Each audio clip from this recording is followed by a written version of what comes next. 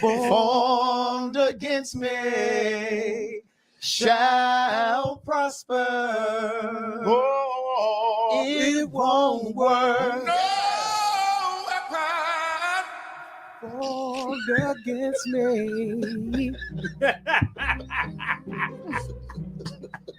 Give me that ad-lib again. No weapon.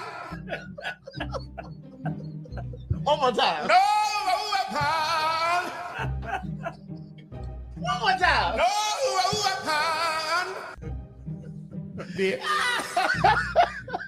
Who the fuck y'all hoes think? Okay, the facts are back. So who the fuck y'all hoes think it was, bitch, or what time of day it was? Okay. You gotta understand that this is a community-based project. We're not getting any funding from the government. I seen bitches out there talking about, wait till Trump hears about this. Trump can suck my dick.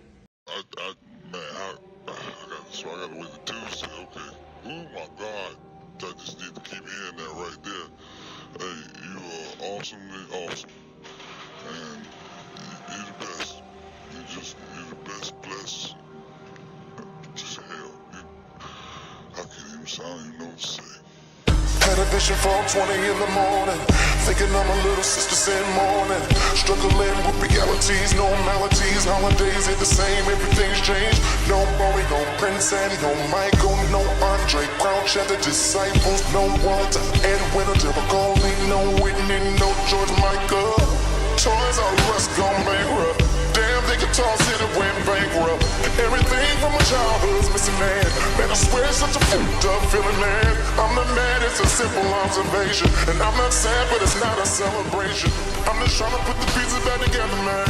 Everything's falling through my fingers like sand. It seems a tighter that I'm gripping. It seems more that I am slipping. I feel like I lost everything I love. Where's this alleged agape love? In churches ain't the same. Gospel music just ain't the same. R&B it just ain't the same. But y'all keep telling me it's the same. But I ain't feeling nothing, damn it. And I don't wanna reach up and grab it. Shots fired, get to ducking. Always knew they were up to something. This ain't no future, bring it frontin'. And y'all know you still have it, fool. I'm not a baby, bro, I'm grown. Don't leave me standing out here alone. That's why I wrote this song. Because I know I'm not alone. What are we out here doing? What are we out here saying? People don't care no more. So fuck it, I don't care no more. If this is too much for you to handle, I was on.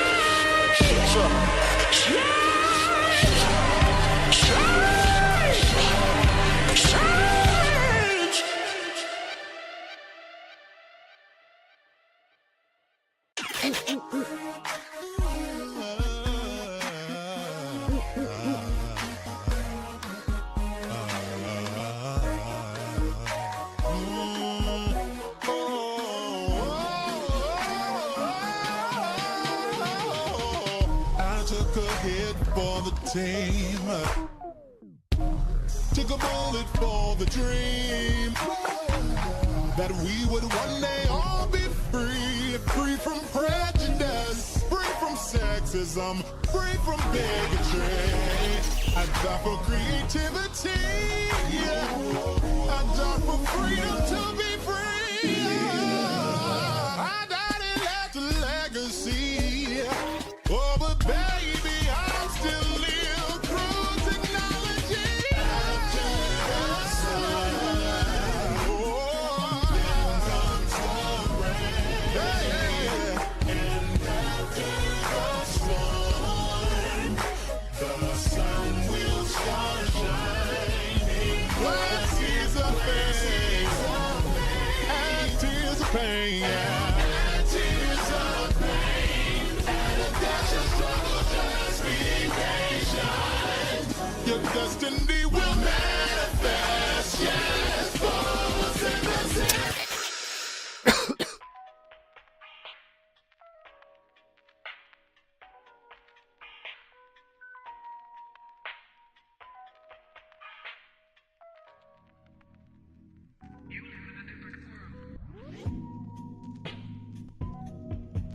What's going on, y'all? What's going on? What's going on? What's going on? What's going on? Happy Sunday to all of you. I hope that you all are doing the best you can, okay? At having the best day possible, okay? And despite all the bullshit that's happening in the world, I hope that your personal world is at least doing okay. All right? Shout out to Kimani in the building. What's going on? I'm pretty sure that everyone will come piling in probably later on in the live because YouTube has not been notifying those who are subscribers or supporters to a lot of the content creators. So, you know, again, shout out to CTV and all the other hopefully conscious people, even the unconscious hoes. Hello, how you doing? But shout out to him. Make sure that y'all hit that like button because that like button helps this channel to grow in the algorithms, and it also allows everyone else to be like, hey, y'all, BubzDaGawd is live. Now, again, a lot of people like watching my stuff after the fact, so regardless of who it is, bitch, if you want to be in the room while it's happening, you want to watch the replay, I don't give a damn. I'm just glad that you're here, but make sure you hit that like button. Okay. Y'all, let me just go ahead and just pop on screen real quick. Hold on. What's going on, y'all? What's going on? Is this the right one? I think it's this one. Is it this one? Yes. What's going on, y'all? What's going on? What's going on? What's going on? I am glad to be back in the building. No shade. These past few weeks have been very interesting. No shade. The universe has been working in very weird and unique ways. I ended up with a unsuspected blessing, no shade, that I know is going to enhance my life. So I'm grateful about that. And these past 3 weeks that I have not been in Michigan, it was because I was helping out family and also, again, working on the blessing that I manifested and really getting it together and prepared before I came back home. So now that I'm back, I will go back to my regularly scheduled programming. Yes, chapter 1 of Blame It on the Dress will be dropped this month. No shade. Again, these past 3 weeks, baby, it was just a lot of shit going on, so I had to really put my energy into that. But now that I'm back, I'm definitely gonna be dropping it this month. Yes, I'm excited. And I'm also excited to be back in front of y'all again for another live. I miss doing live streams. I've been really invested into Blame It on the Dress, my dramatic BubzDaGawd flow interpretation, if you will. But yeah, it's coming out, y'all. It's coming out. Like we gonna jump on this. We gonna jump on this. No shade. And yes, y'all already know, girl. I'm high. It is what it is, bitch. We living in Trump's America, bitch. If you don't smoke, I would advise that you do, because we can help you understand certain things that your sober mind struggle to deal with. You just have to learn how to build that bridge. And then on top of that, bitch, I'm BubzDaGawd. I'm not the God of everything, but bitch, I am the God of my life. And I'm gonna do whatever the fuck is necessary in order for me to manifest my best life. And love is the greatest route to your best life. And I'm learning to manifest that more and more. So despite all the bullshit that is happening and the bullshit that we're going to get into in this live, remember to love yourself. That is the ultimate message. That is the ultimate path, if you ask me. Love your damn self. Know who you are. Shout out to CTV. He once said, the hardest thing to do in this life is to continuously love yourself as much as possible, while also living in a world that will do everything in its power to prove to you through its fear and its ignorance and its brokenness that you're not worthy of that love. So at this point, who are you going to believe? And whatever you choose to believe, it will happen. Keyword you. Whatever you think, whatever you believe about your life, it will manifest, consciously or unconsciously. But we try to do conscious commentary here, ratchet commentary here, spiritual commentary here. We also human, so we do human commentary here. We do it all. Okay, we all around the world, and I am here for the lost sheep from different folds. All these individuals that we're going to get into in this live who are very queerphobic and all this other type of shit, be grateful there are people in the world who have loved themselves and healed from their situations and now have made their lives better. And not just their lives, but helping to make the lives of other queer people better as well. No shade. But before we get into the live, you know we got to do the smart thing here. Hold on one second. Hickory dickory dock. The mouse went out the clock. Okay. Boom. Copyright disclaimer under Section 107 of the Copyright Act of 1976. Allowance is made for fair use for purposes such as criticism, comment, news reporting, teaching, scholarship, education, and research. Fair use is a use permitted by copyright statute that might otherwise be infringing. Non-profit, educational, or personal use tips the balance in favor of fair use. All the videos, songs, images, and graphics used in this live belong to their respective owners, and BubzDaGawd does not claim any right over them. So, with that the fuck being said, let's jump into the live, y'all. Now, if you will look at the screen for a second, because the first thing that we're going to jump into tonight, okay, is this. I guess I can make this bigger. Boom. Indiana church doubles down after telling Labiquita people to unalive themselves or face death penalty, okay? And if you would like to read with me as well as the videos and content that we're going to see in this live, you can definitely check out that description box in the bottom. You know I love bottoms, praise the Lord. Okay, to find that information. So the first thing that we're going to do is we're going to read, and then I'm going to show you the video. Okay, so again, make sure y'all hit that like button. Make sure y'all subscribe, share, do everything that needs to be done. Okay, so this is from IndyStar, okay, and it reads, what the hell's going on? Oh, bitch, I want you to open it up with what I said. Thank you very much. And it reads, Indianapolis church doubles down on pride sermon advocating for harm to Labiquita people. Okay. An independent fundamentalist church in Indianapolis is doubling down on a sermon in which a lay preacher encouraged congregants to pray for the deaths of those who identified as Labiquita plus. The sermon, a mashup of Bible verses dotted with homophobic slurs and tied to Pride Month, was delivered June 29th at Shore Foundation Baptist Church, located in a small storefront near Lafayette Road and West 30th Street.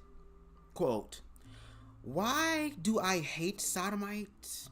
Why do I hate," insert slur, "because they attack children, they're coming after your children, they are attacking them in schools today, and not only schools in public places, and not only schools, but also in public places, and they're proud of it."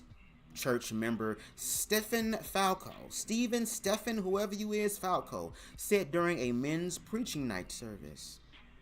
Falco called people who identified as Libiquity Plus evil and disgusting. Quote, "There's nothing good to be proud about being a slur. You ought to blow yourself in the head, in the back of the head. You're so disgusting," he said in the sermon that church posted on YouTube. The video sharing platform has since removed the video for violating its terms of service. Advocates for the Libiquity community and other religious leaders were quick to denounce what they saw as harmful rhetoric in the sermon first reported by Wish TV, which we will be looking at after this article. Quote, "Such messages are not only theologically irresponsible, but pastorally dangerous." The Concerned Clergy of Indianapolis, a faith-based civil rights organization, said in a statement, quote, "The pulpit must never be used as a weapon to dehumanize, isolate, or incite fear."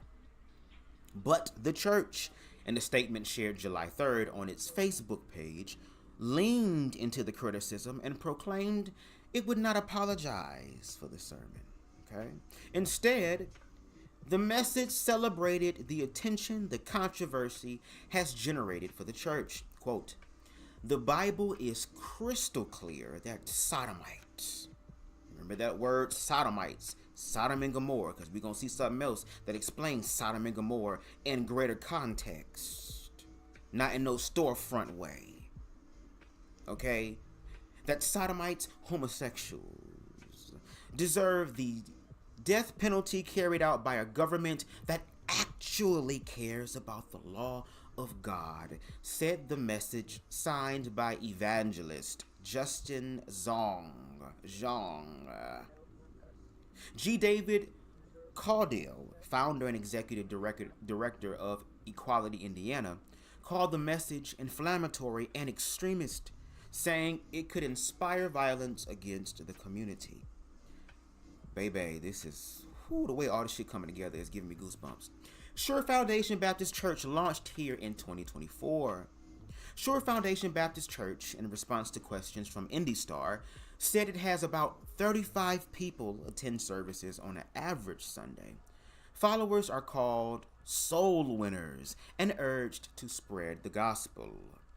The church website asserts its beliefs are based exclusively on the King James Bible, the Bible that individuals have said, speculated, who was part of the Libiquity community, his damn self, by y'all standards. The Lafayette Road congregation, is a branch of the Shore Foundation Baptist Church in Vancouver, Washington, which grew out of Verity Baptist Church in Sacramento, California. The Indy Church is the only branch in the Midwest, according to the website, and had its first service February 3rd of 2024. Zhang is identified as the local leader and is responsible for its day-to-day operations. Beyond its doors, the church has a presence on YouTube, Facebook, X, and Rumble, a video sharing platform that has become a right-wing alternative to YouTube because of its opposition to so-called cancel culture. Quote, "My job as a pastor is to preach the word of God without compromise. If that means people would be pushed away, then so be it," said the response to IndyStar attributed by Zhang, Falco, and the church. Quote, "My job is not to please men, but to please God. So many churches tone down the Bible in order to gain a crowd, and that is wrong." The church statement said Falco's sermon was delivered as part of a men's preaching night hosted every 3 months. Any man who is a faithful member can preach, but women, of course, are not allowed in the pulpit or any other type of leadership position. The statement said because it's simply not biblical. President Donald Trump, Joe Biden also attacked, okay? Falco's comments on Libiquita weren't his only extreme comments, nor is he the only one from the men's program to espouse hateful rhetoric and call for violence against people they see as an abomination or evil, including immigrants, prosecutors, graffiti taggers, and even those accused of minor crimes such as loitering. What's going on? We got Queen Stevie in the building. You out shopping, getting things for the house. Please be safe, Queen. Oh shit, hold on. I gotta put the chat overlay here. There we go. Make sure you stay safe, please. And I ain't trying to look in the camera. I'm trying to read. Andrew Caldwell trying to jump on my tongue. No shade. Ugh, nasty. In the June sermon, Falco also attacked former President Joe Biden. Quote, and again, this is his words, "I have prayed for the unaliving of former President Biden many times for the wickedness he has done when he was in office. You know," Falco said, mentioning Biden's recent cancer diagnosis. Quote, "And I believe many other Christians were also praying for his death because he's a wicked reprobate." Motherfucking wow, baby. Wow, wow, wow. Another man, identified in the video as Brother Wayne, followed Falco at the pulpit that evening with a message titled, "Worthy of Being Beaten." He blamed many societal problems on a lack of discipline and physical punishment, calling beatings a deterrent that has been lost in American culture. Quote, "I mean, is it really justice to put someone in jail and just let them sit there and get out with a fine or get a slap on the wrist just to watch them turn around and do it all over again, become a repeated offender? If we had public beatings, it would be much more swift," he said in a video post on YouTube. His list of those worthy of a beating included protesters and those who commit even minor crimes. Some of his harshest words are aimed at immigrants and the Libiquita community. Quote, "I don't even understand why we're deporting these illegal criminals who are murderers, who are doing drug trafficking, sex trafficking, human trafficking. They're putting them on a plane and they're sending them over to a prison in another country," he said. "I say we put them to death right here. I say we beat them right here. And for those who identify as Libiquita," he said, quote, "I think they should be what? Put to death." You know what? I'll go further. I think they should be beaten in public first for all their sick and demented just insert slur, and the things they're doing to our schools, to our government, to our institutions, to our churches. These people should be beaten and stomped in the mud, and then they should take a weapon and bow the back of their heads off. In another men's preaching night sermon from March titled "Donald Trump, a Modern Hero," Falco again took to the pulpit and called the president a pervert and accused him of appearing religious to secure political support while having, a life of pride, perversion, blasphemy, and mockery of Jesus Christ. Quote, "This is what Donald Trump, our President of the United States of America, has said about his own flesh and blood daughter, and it is disgusting. If Ivanka weren't my daughter, perhaps I'd be dating her," Falco said in the sermon. It's sick, you know? At least Herod had the decency to say that about his stepdaughter. Falco concluded, quote, "Unless Donald Trump gets saved, which I hope he does, God will judge him for it and he will go to hell." Other faith groups, ubiquitous advocates, reject hateful messages, like myself. The Concerned Clergy of Indianapolis countered Sure Foundation Baptist Church's message with a Bible verse, saying in its statement, the gospel is for everyone and should not be used as a tool of condemnation. The clergy group said the black church, born in the crucible of oppression, must never mimic the very spirit of exclusion that once rejected its community. "We are called to be a sanctuary for the marginalized, not a platform for prejudice," the statement said. In standing for the dignity, inclusion, and justice for all people, the group said it rejects the notion ubiquitous individuals are outside of God's reach, grace, or redemption. Quote, "True holiness is not about who we hate. It is about how we love," the statement said. "We affirm that sin exists in all of us. We also affirm that God's grace extends to all of us. Our mission is not to decide who is beyond salvation, but to embody the inclusive love of Christ." Caudill of Equality, Indiana, said he is encouraged to see other Indianapolis faith leaders condemn the church's sermon. He's heard similar rhetoric at pride festivals across the state. It's usually from small groups carrying signs and staging protests near festivities. So it's funny, this motherfucker want to call for the death of those who protest, but yeah, you protesting outside of a pride event. So here it is, you doing the same shit that you demonizing other people for doing.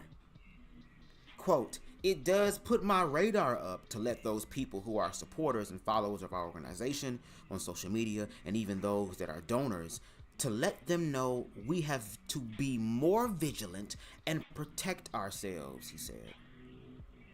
When you have that type of hateful and violent language, it could lead to someone taking those words and feeling protected to be able to go and commit violent acts against our community.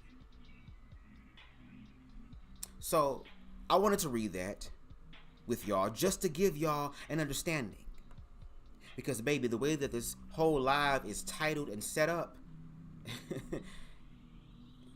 it encompasses everything.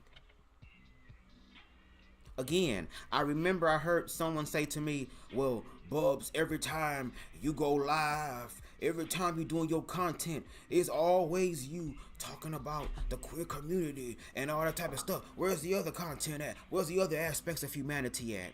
Well, if you actually watch my content for more than just 5 minutes, I know that for some of you fupa having ass niggas, girl, y'all used to that fast food timeline logic, drive through time shit. But if you actually took the time to watch and to listen, I talk about different aspects of life, but also from a queer perspective, just like how you live your life from a black perspective and a obese perspective. No shade. And then secondly, I wouldn't have to go live a lot talking about the same thing if y'all would stop y'all bullshit. Because the same rhetoric that I just read about and we're going to see in the Wish TV video, again, shout out to them. First of all, did I even put that up on the thing? I don't even think I did. But we're going to do it in real time because I was trying to get this all together. But that type of language is not just on that post. It is outside the church. It is outside the house. It is in public spaces and places, calling for the unaliving of Labiquita people, of immigrants, people that Christ, the one that y'all claim to follow, said for y'all to love. But yet, the Labiquita people are the evil ones. The ones that are attacking the children, as it was stated. The ones destroying the moral fabric of this country, as if though organized religion is not the reason why America is what it is today in reference to getting niggas' minds fucked up and fear-based. And I keep telling y'all, especially those of you who are part of the Labiquita community, protect yourself by any fucking means. Because these individuals are not just saying this. They are creating the space and the atmosphere for them to manifest the physical violence. Because they don't really have any spiritual power. Because they've also been cosplaying as motherfuckers connected to something. But see, they have to be violent. And it's a shame. People walk around calling themselves Christians, but yet their only true power is through violence. Interesting. Kimani says, how are they pleasing God with violence and hatred? These people have absolutely lost every piece of their minds. And again, to your point,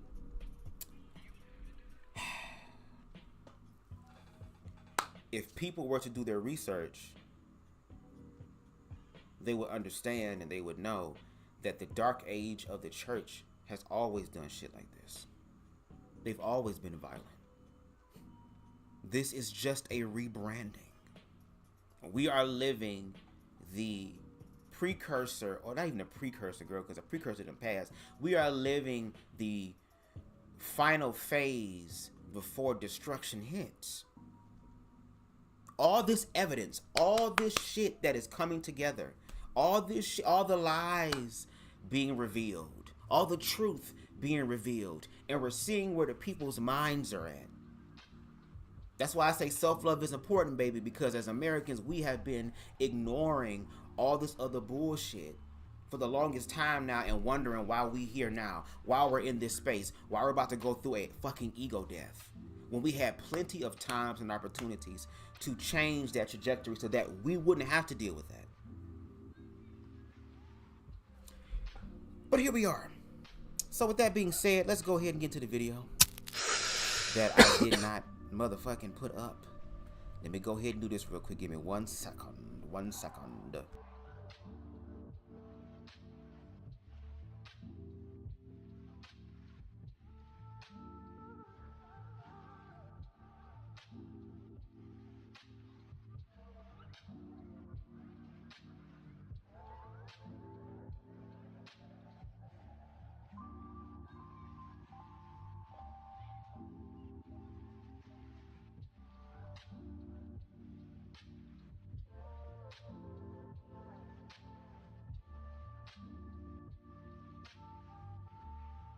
Yeah, hold on. My computer low-key scared me for a second. That shit went black. I said, oh, what is this? What is this? What is this? What is this? What is this? Okay, y'all. Let's go ahead and get to the video. If I can motherfucking, hold on. Y'all, I was rushing. I was trying to get this shit together. My bad, y'all. My bad. We moving through it. Okay, that's how you do this. Okay. She has done. Alright, let's get into the video, y'all. Let me change the music up a little bit because I love this background music, but thank you. I need something else. I need something that kind of set the mood a little bit more. Do I still have this Silent Hill one? Is this the one? Or is this the one? Let's see. Are we playing? Are we loud, girl? It says Silent Hill, sad me. Is this the one? Oh, this one ain't working. Hold on. Damn. Here we go. This the one. This the one. This the one. This the one. This one gonna work. Oh yeah. This the one. This the one. This the one. Anyway, make sure y'all hit that like button. Okay, we are 927 on the road to 1K, and make sure y'all share this live. Share them in spaces where you know it's gonna generate conversation. With the queerphobic motherfuckers that share it. Where the damn religious people at, share it. Where the hoteps and the homoteps at, share it. Let them know what's going on so we can have the conversation in a greater context. But anyway, let's get into the video. Again, this is the segment in reference to the Indianapolis, preacher calling for the unaliving of groups of people, including those who are immigrant and, unfortunately, and most importantly to his message, ubiquitous. Let's get in. Well, back here at home, an Indianapolis church is calling for members of the LGBTQ plus community to be put to death or to kill themselves. Indianapolis faith leaders, they're condemning the message. IT-Mate's Kyla Russell joins us now with video of that sermon and why the queer community says that it's deeply harmful. Kyla. Yeah, hey there, Farron. So the sermon was titled Pray the Gay Away and was given from the pulpit inside the Sure Foundation Baptist Church on the northwest side of the city. There's nothing good to be proud about. Being a you ought to blow yourself in the back of the head. You're so disgusting. That's Stephen Falco. He's inside the Fundamental Baptist Church and is speaking during... First of all, why the fuck does Stephen Falco look like Martin Lawrence when he was playing, I think it was Gerald or Reggie or whatever that dude when he was playing as that white guy? And leave your friends at home. He looks like him, girl. When you think about that one trans person that said, baby, you look dusty, your hair's uneven, you look... Physical manifestation there, but continue. Men's preaching night. The event was live streamed on their Facebook. Got a bunch of that want to come around, walk on our streets, and demand our children, and we should look them in the eye and say, no, you're not going to have our children. Falco continues to call for the death of the queer community. And following the sermon, I reached out to the church about his words. They told me that Falco is only calling for the death penalty and suicide for the actual sodomites or homosexuals. The Bible teaches that those people are worthy of death. They are supposed to be executed by the government. We are not to take the law into our own hands. Let me rewind that real quick. What happened? You can't make this up. Why do people think we making this shit up? The fuck I need to make this shit up for? Why the fuck would I make this shit up for? What is the purpose or the reason for making this shit up for? Huh? I hate when individuals think that the queer community is over here creating things that are not true. When you can actually hear it come. Girl, he said, I'm not calling for everybody to get fucked up, even though we read what we read, because they also responded to Indie Star, who gave them the rundown. The illegal immigrants, even those who fucking loiter and shit, all type of stuff. But then he says, no. We're only calling for the unaliving penalty and unaliving of themselves for the actual sodomites, the homosexuals. The Bible teaches that those people are worthy. Are worthy. They are supposed to be executed by the government. We are not to take the law into our own hands.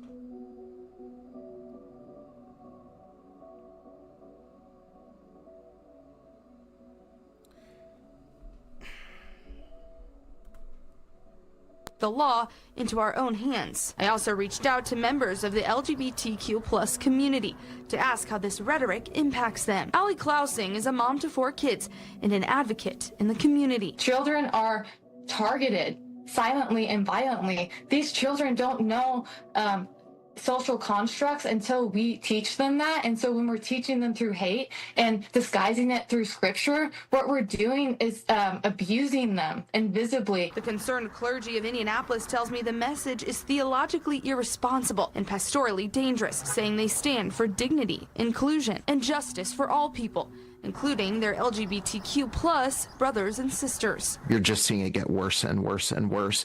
And like I said, I don't know which one's scarier, the people that say it or the people who internalize it and feel that way, but you wouldn't know it, because they don't say it publicly. That's Eric Skwarczynski. He grew up in a fundamental church and now investigates abuse and extremist behavior in churches like this with the Preacher Boys podcast. He says growing up, it was common to hear church members say they would rather their child be dead than gay. But it's just recently that the language is becoming so literal. Christian nationalism in general is on the rise. You're seeing rhetoric that in the last couple of years was unspoken, or at least only spoken in the four walls of a church, now make it into the mainstream. He says it's because each generation of the fundamentalist church is in competition with the last, working to become a more extreme version. The phrases of, you know, they need to be shot in the back of the head was iterated twice. Clearly it's something they were hearing from other people within the church that they're now parroting. When this stuff happens, I look at them as, I think they're sick. And I think that they need mental health help. I think they're so disconnected from themselves and from love. Now, I also reached out to the denomination's leader to ask if they agree with the sermon and have not yet heard back. I'm Kyla Russell for Wish TV and WishTV.com. Well, again, like I said, I have no reason to lie. No shade. But again, I told y'all earlier before I think at the beginning of the video, the word sodomite, they love throwing the word sodomite out there because, again, they derive it from Sodom and Gomorrah, okay? The city that, according to the West's interpretation of it, was destroyed solely, profoundly, foundationally, girl, the ultimate destruction, girl, was because of homosexuality. Okay, because a scripture misinterpreted or seen as, oh, these individuals wanted to know the angels or grape the angels, and because the angels were quote unquote presenting in a masculine form, a male form, and these male men wanted to grape them, that they equate that to homosexuality. But if people were to actually read the Bible further, and I'm sure for those individuals who are Bible scholars, I'm sure you would do the work for me. Because I know y'all love trying to prove the queer community wrong when it comes down to scripture. But if you read further, there is a book in the Bible that talks about what the actual sins of Sodom were. And I'm not going to explain it. I'm going to let this individual here explain it. And I would love to hear your thoughts about that. And again, if you're watching my commentary from the bushes or you disagree, please don't wait till the end of the live to say something.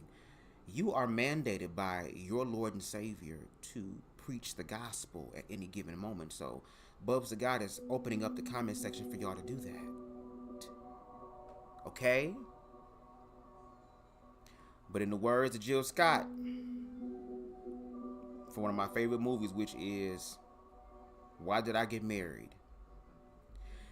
Stay away from the wine bottles. Okay? Have a great evening. But let's listen to him and his explanation of it. Because again, I give you permission to use my content and share your thoughts.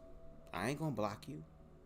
Homosexuality is not why Sodom and Gomorrah were destroyed. Sodom and Gomorrah were destroyed because the people had become so wicked and were so oppressive that God was like, it's time for a reset. And he tells Lot and his family to leave. And of course he says, don't look back. Everybody knows the story. They're leaving.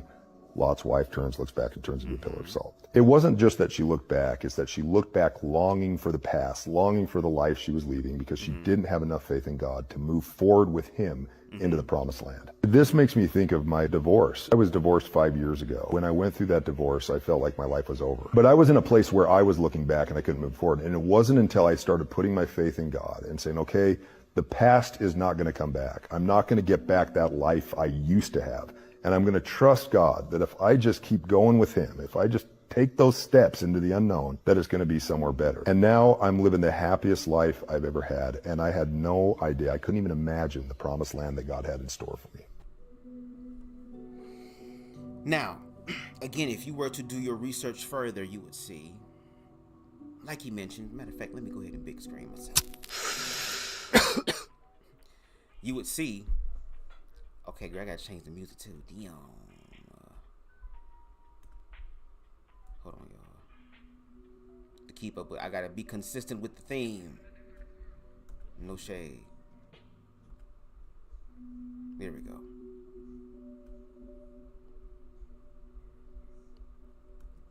Okay, yes. Again, if you do your research and read the Bible further, it explains what the sins of Sodom were. To his point, he said it very chalantly, if that's a real word. That's just the word that's coming in my spirit, girl. It wasn't really detailed, but they were destroyed because, again, to his point, they were greedy. They were people that had resources, that had abundance, that was able to give to the poor, give to the needy, be able to spread the wealth around so that everybody could have access. Equal, basic access to a good quality life, of quality life, excuse me. But yet those individuals wanted to hoard all that wealth, all that power for themselves.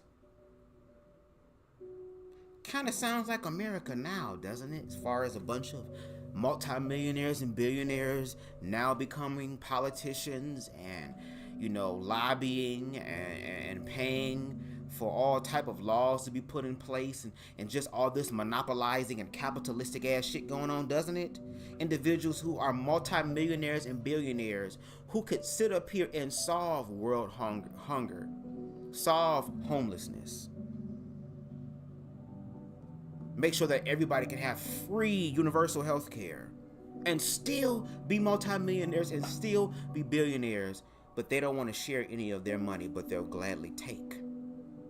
Bunch of obese dragon-ass spirits inside of caves that want to hoard all the gold and wealth for themselves. Can't even spend it. Can't even use it. Who are in positions of power. Now, using the story with Lot's wife, there are people who are ex-gay who said the same thing. Oh, well, she was looking back because she was longing for that life, you know, but God struck her down for that. So I had to move forward in order to find my best life, and I found my best life in Christ, even though you still struggling. But in his context, he said it in reference to a divorce, which also is, you know, something that's also taboo as well in the church. Supposed to stick it out and let's stay together, all that. But he was broken and hurt because of his divorce, but he had to let go and move on. It's just like death. When somebody physically dies, you have to also learn to let go of the physical attachment. And a lot of people can't. But you also can, because life is still worth living. You have to live it. And even for me as a queer person who shared my experience as a child all the way up to my adult years, who had to learn to walk by faith because everything around me was telling me that I was not worthy of life. But as you can see with this ashy ass Negro, whoever this is, he don't even look human. Look at him. What's going on with the hair? You got this caveman face. Is this even a human being, girl? But individuals like him are saying that Labiquita people, immigrants, people who do not fit their fold or what they believe are true Christians are deserving and worthy of death.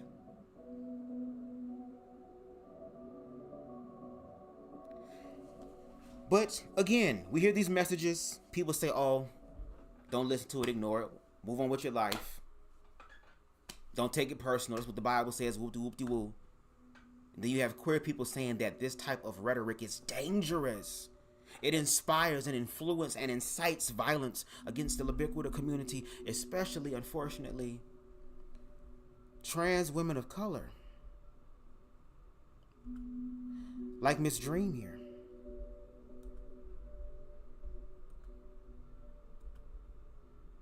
Who unfortunately lost her life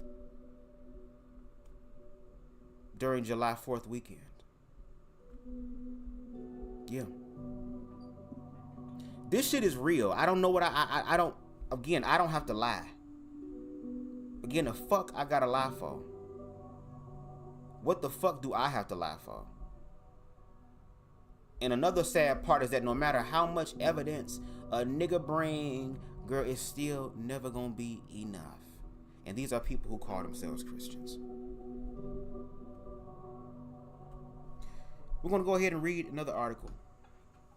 And then we're gonna get into a video from the one and the only, the beautiful HOMO-NewzZZ. Give me 1 second to pull this up. And again, you can read along with me, and all the content in this live is in the description box below. This is from Washington Blade, okay? And it reads, DC police seeks public's help in July 5th unaliving of trans woman. DC police are seeking help from the public in their investigation into the unaliving of a transgendered woman who they say was shot to death at about 12:30 a.m. on Saturday, July 5th, on the 2000 block of Benning Road, NE, girl, whatever that is. But the police announcement of the fatal shooting and a police report obtained by the Washington Blade do not identify the victim, 28-year-old, I'm not going to say their dead name, but Miss Johnson, as a transgendered woman. And the police report says the shooting is not currently listed as a suspected hate crime. It was local transgender activist and one of the Johnson's family members, her aunt, who confirmed she was transgender and said information they obtained indicates the killing could have been a hate crime. Quote, on Saturday, July 5th at approximately 12:51 a.m., 6th District officers were flagged down in the 2000 block of Benning Road, northeast, for an unconscious female. A July 5th DC police statement says, upon arrival, officers located an adult female victim suffering from gunshot wounds, it says. DC Fire and EMS responded to the scene and transported the victim to a local hospital where, after all life-saving efforts failed, and the victim was pronounced dead, the statement says. A separate police flyer with a photo of Ms. Johnson announces an award of $25,000 was being offered for information leading to the arrest and conviction of the person or persons responsible for the unaliving. The flyer identifies DC Police Homicide Detective Natasha Kennedy as being the lead investigator in the case and says anyone with information about the case should contact her at 202-380-6198. Longtime DC transgender rights advocate Earlene Budd told The Blade that one of the police investigators contacted her about the case and that she also spoke to Detective Kennedy. Budd said police confirmed to her that Johnson was a transgender woman. One of the Johnson's family members, Vanna Terrell, who identified herself as Johnson's aunt, told The Blade that Johnson used the first name of Dream and had planned to legally adopt that name instead of the dead name, but had not gotten around to doing so. Terrell said she and other family members learned more about the incident when one of two teenage high school students who knew Johnson's brother contacted a friend and told the friend that they recognized Johnson as they witnessed the shooting. Terrell said the friend then called her to tell her what the friend learned about the two witnesses. According to Terrell, the witnesses reportedly saw three men approach Johnson as Johnson walked along Benning Road, and one of them called Johnson a derogatory name, leading Terrell to believe that men recognized Johnson as a transgendered woman. Terrell said one of the witnesses told the friend who spoke to Terrell that the man who shot Johnson kept shooting her until all of the bullets were fired. Budd, who said she spoke to Terrell, who also told her what the witnesses reported, said she believed the multiple shots fired by the shooter was an overkill that appears to have been a hate crime. Terrell said she too believes the unaliving was a hate crime. In response to an inquiry from The Blade, Officer Ebony Major, a DC police spokesperson, stated in an email, quote, "At this point, there is nothing in the investigation that indicates the offense was motivated by hate or bias." Terrell said a memorial gathering to honor Johnson's life was scheduled to be held Saturday, July 12th, which was yesterday, may she rest in power, at River Terrace Park, which is located at 536th Street Northeast, not far from where the shooting occurred. And again, may Miss Johnson rest in power. And again, this is the reality that trans women, especially trans women of color, have to deal with. And I think this is like the 35th or 6th trans woman that has been unalived this year. And I know people will probably say, oh, that number is so small. Well, trans women of color are a minority within a minority within a minority. So for them, it happens at a greater rate because they're a smaller community. Which is why me, as a queer man, I'm going to do my part to be able to stand in the gap with my trans brothers and trans sisters. Because I understand that at the end of the day, baby, they coming for all of us. And we are stronger together as a team as we are as individuals. Shit getting dark. What's going on? We got T for T in the building. What's going on, pimpin'? We got King Deshaun in the building. What's going on, pimpin'? I've been looking out for y'all. Wonder where y'all was at. I'm glad to have y'all here. We just wrapped up. Well, actually, we haven't wrapped up. We have a video, but I just wrapped up reading an article about, unfortunately, the latest trans woman that was unalived, which she was unalived this past holiday weekend. So it's just it's very, very sad, and no shade. Again, the way that all this is set up, now that I'm looking at it, is very, very divinely appointed, because there's also somebody on the thumbnail that I'm sure y'all have seen, because we talked about this person or gave commentary on this person about these past few weeks, who responded to commentary that other people had about what she was doing, because she's the mother of a trans daughter. But let's get into the video from Hope Giselle as she breaks down and gives light and speaks to the black community about Black Lives Mattering. Dream Johnson was murdered, and the only thing more brutal than the way that she died is the silence that followed. Dream was a 28-year-old black trans woman, and on July 5th, she was gunned down in the middle of the night in D.C., shot multiple times after witnesses say that 3 men approached her, called her a slur, and then emptied the clip into her body.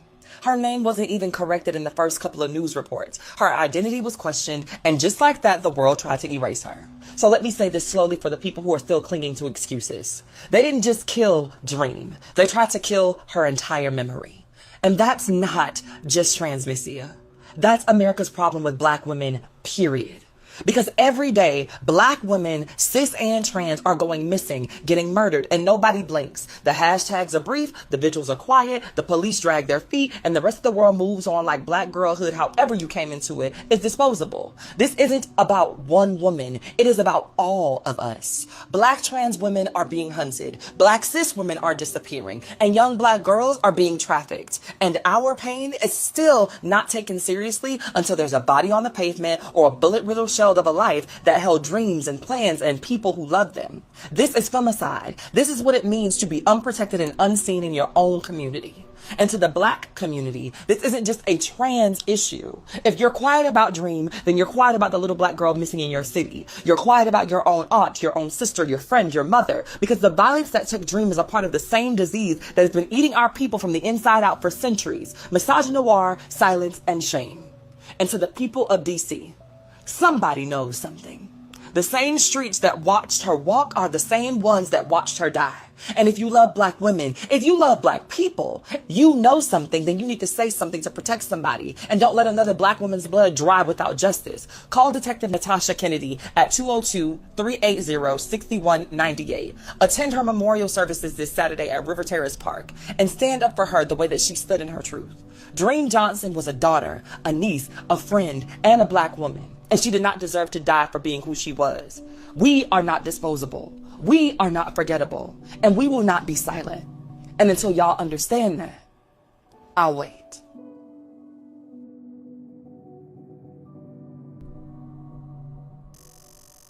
I don't know what the fuck else y'all need to see.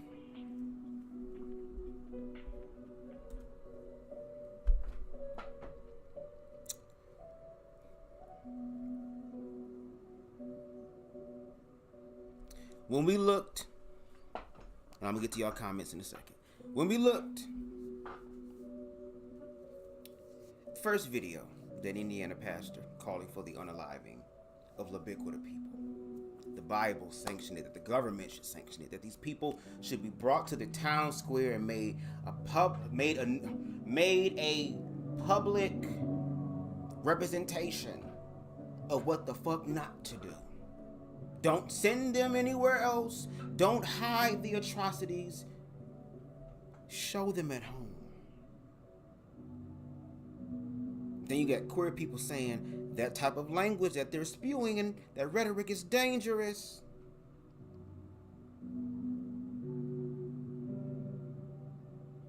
Oh, that won't happen. Y'all are protected people. Y'all got privileges. Y'all got rights now. And then we have what we have on the screen here.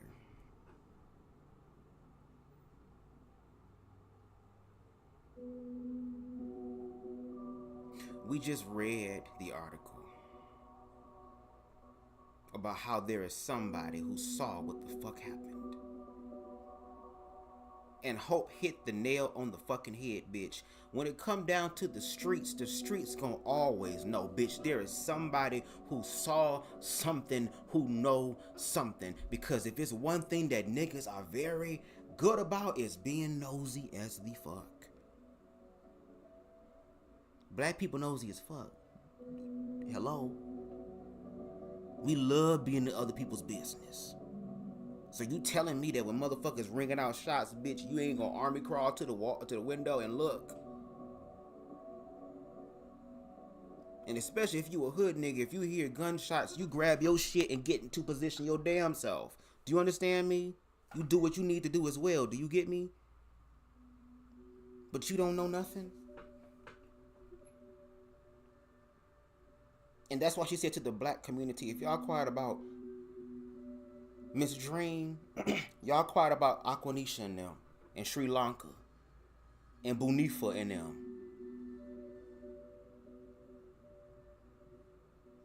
But then when it's your daughter who ends up missing,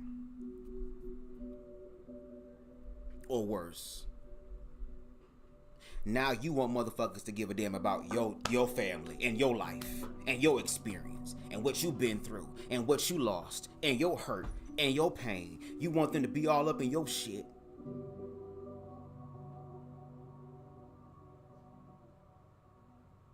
But y'all don't know what the fuck going on in reference to what happened to Miss Dream.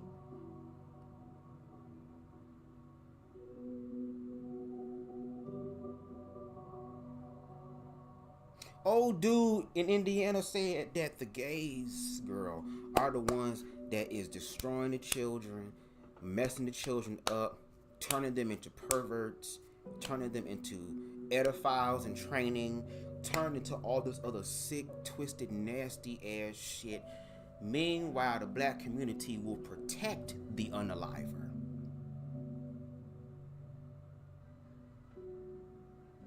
We'll have free Mook Mook on the shirt when Mook Mook then took 20 niggas out. I literally watched a documentary from this YouTube channel called Swamp Stories, where they talk about all the gang violence around the fucking country, and the shit is crazy to me. I already know what my next project gonna be once I complete blame it on the dress. Because, baby, when you talk about evidence of destruction and people playing into that destruction, getting paid to play in that destruction, oh, we gonna get off into it. Because, again, there's so much evidence, overwhelming evidence there. So the whole gang shit is not just destroying heterosexual families and lives. It's destroying the ubiquitous ones too.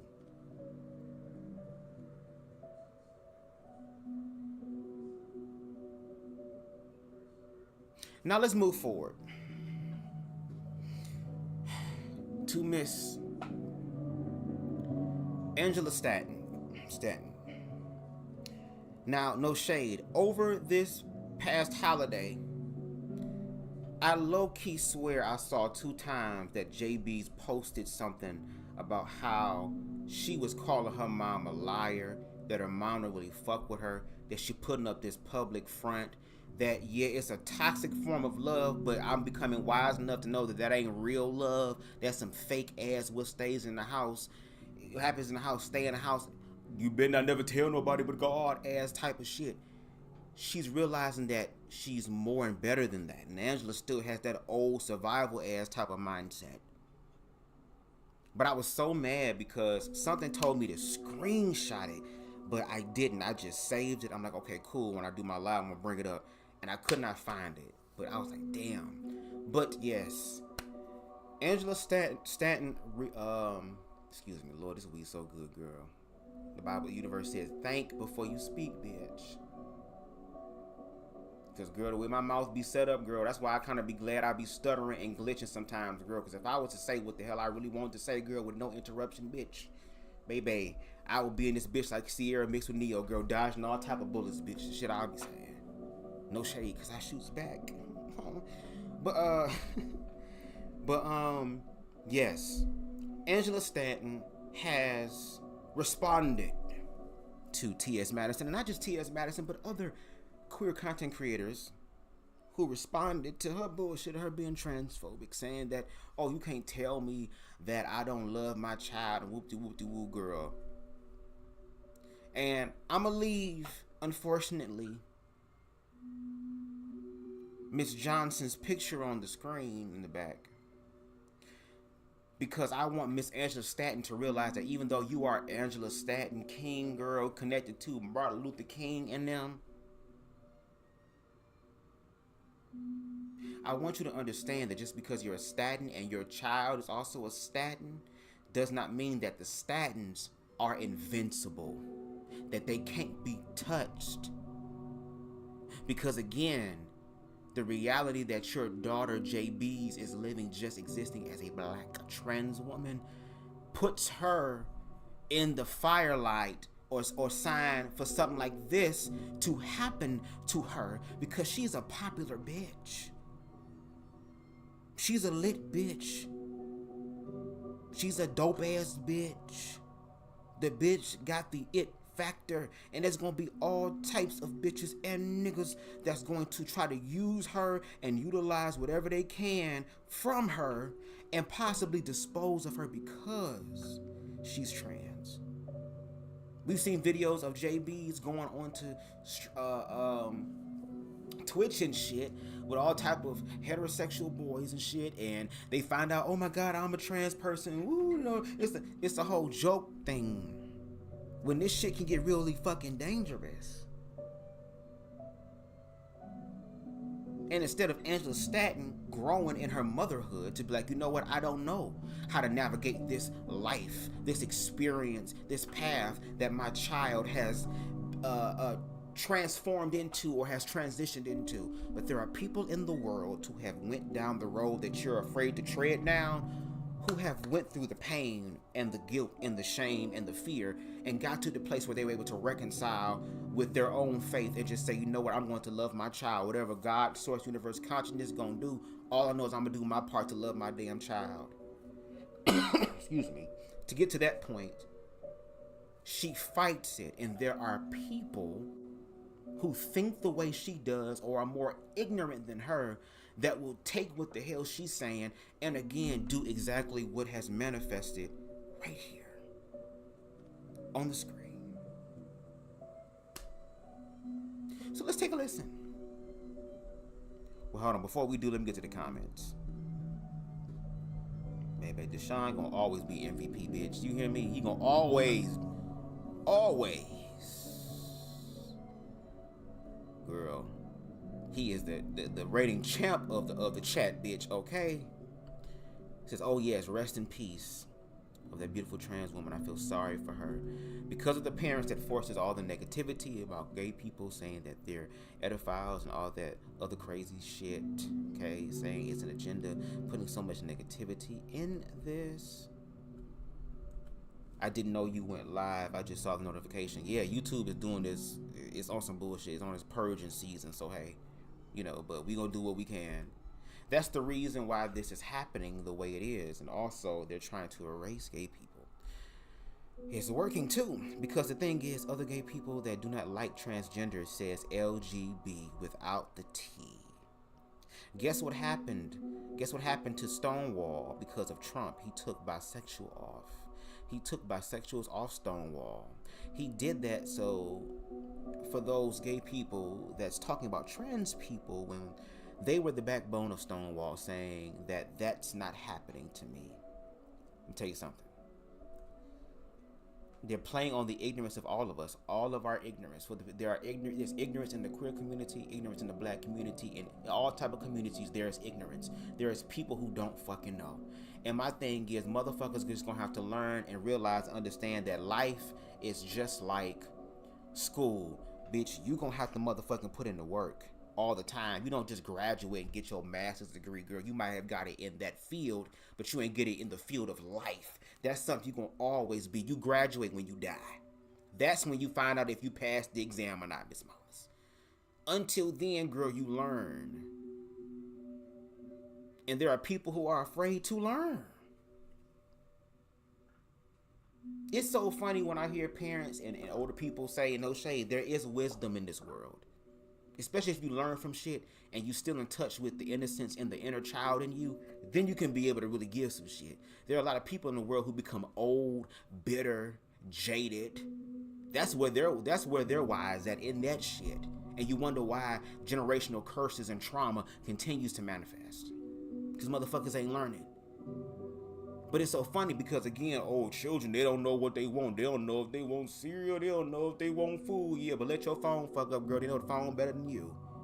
They know parental controls better than you.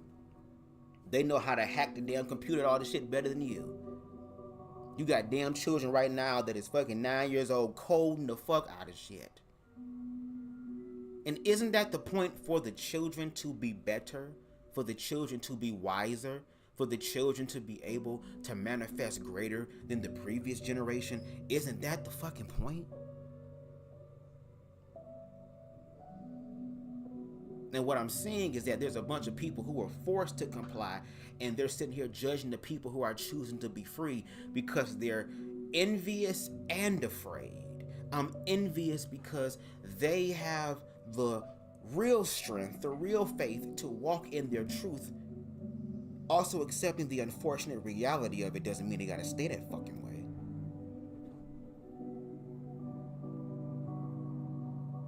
But also, I am afraid of them, because if they walk in their truth and can manifest life greater than me, then everything I've been doing for a while has been a complete lie.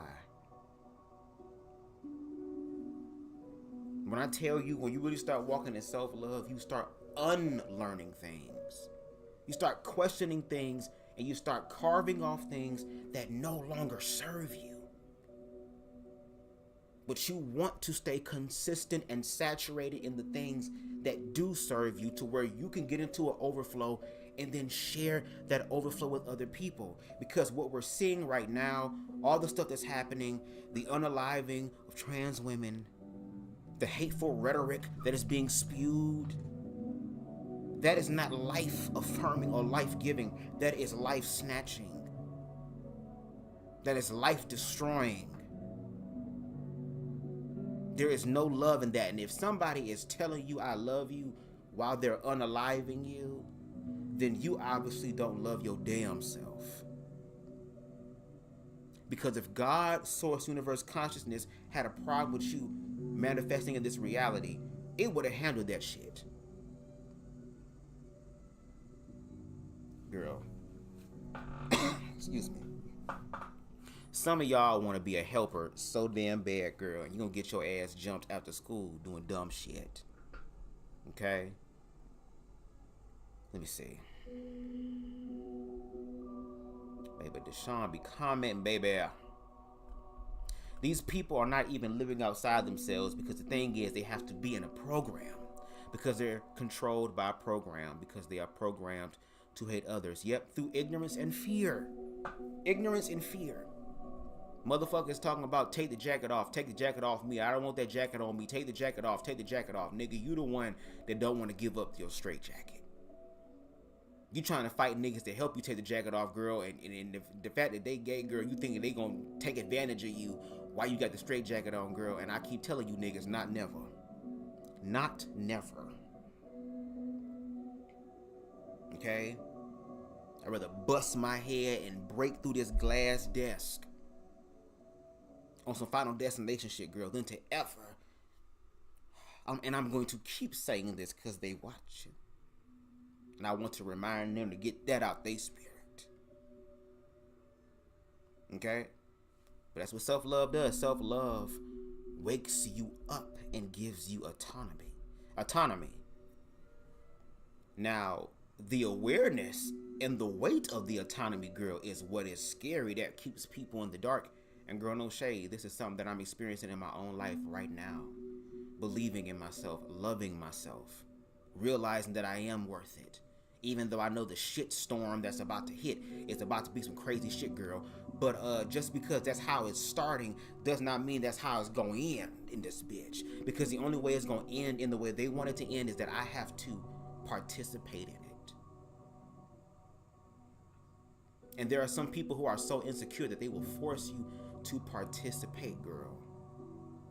And I keep telling y'all, girl, if death gonna be the option, girl, understand, you not Thanos, bitch. We gonna put Thanos on a robot, girl, and let some inorganic decide the organic matter aspect of it, girl. Because we gonna see if the universe gonna choose your ass too.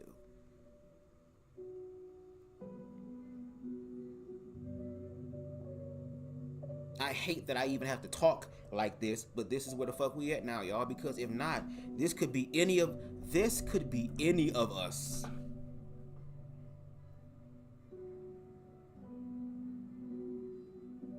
And Miss Staten,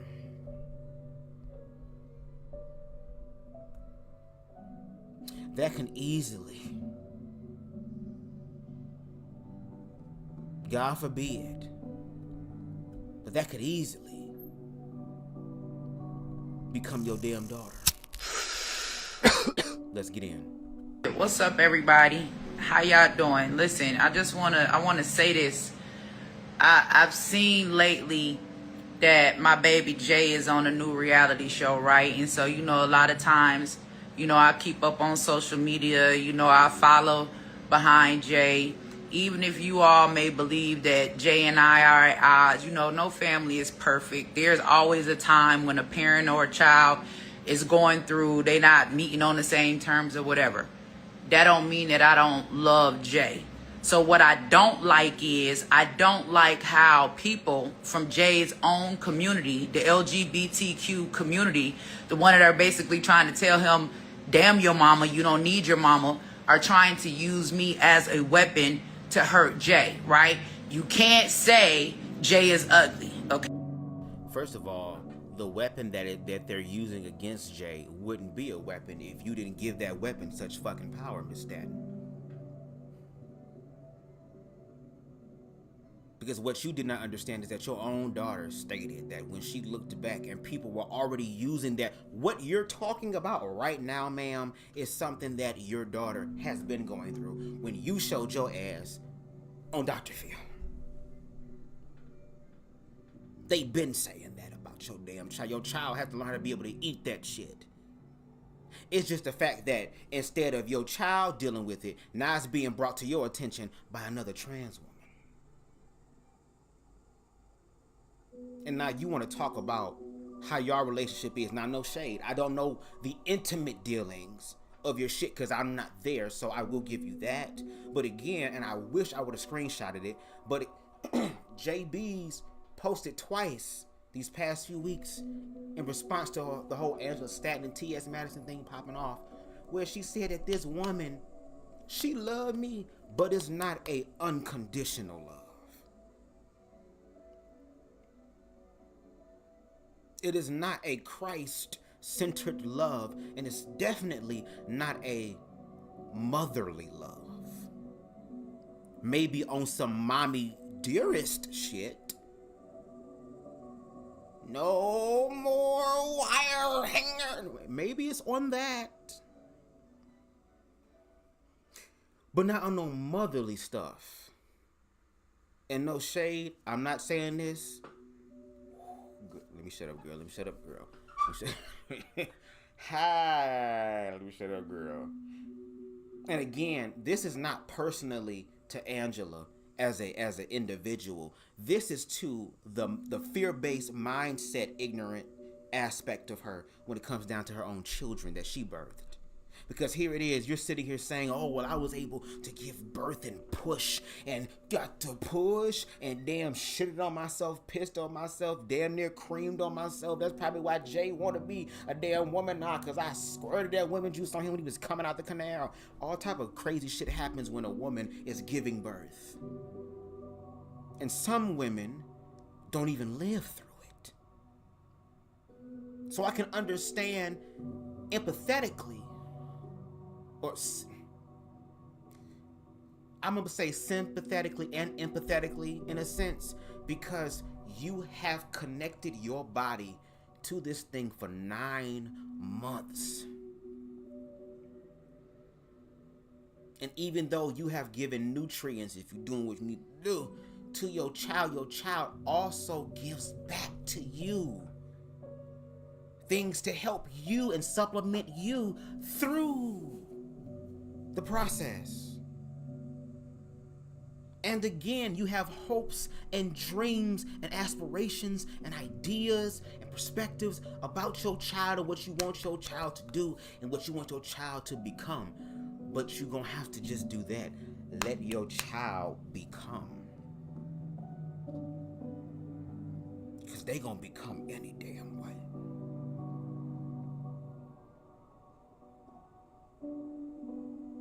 And the reason why I'm also continuing to give commentary on this is because, again, like Jay said, what she experienced on Dr. Phil with her mom, she, through the messy shit and the stuff she doing on the show, when she actually sitting down and talking to her trans sisters when they ain't fighting and shit, they reconciling, girl, while tending to their wounds and shit, they're able to share their experiences and say, you know what, the shit that I went through on Dr. Phil with my mom, that was typical trans shit.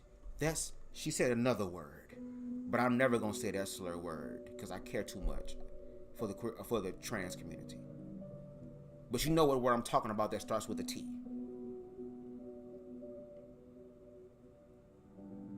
That what she went through was something that was typical for her. That wasn't nothing new in the community. So that to me says something. That y'all are still fear-based and ignorant, and the fact that it's 2025 and you got motherfuckers still saying shit like they in the damn 50s and 60s when they didn't have education. Y'all sit up here and say y'all want y'all children to be better and to be smarter, saying that the children are the future, but then when they start becoming wise and start learning things without your... Because here's the thing, at the end of the day, information is just that, information. Whatever your child does with that information is what they do with it. There are things that I know about vagina that I'm sure a lot of heterosexual men don't know, and I've never fucked it. It's because I find information fascinating. I like learning. I like detailed-oriented stuff. The more detailed, the better.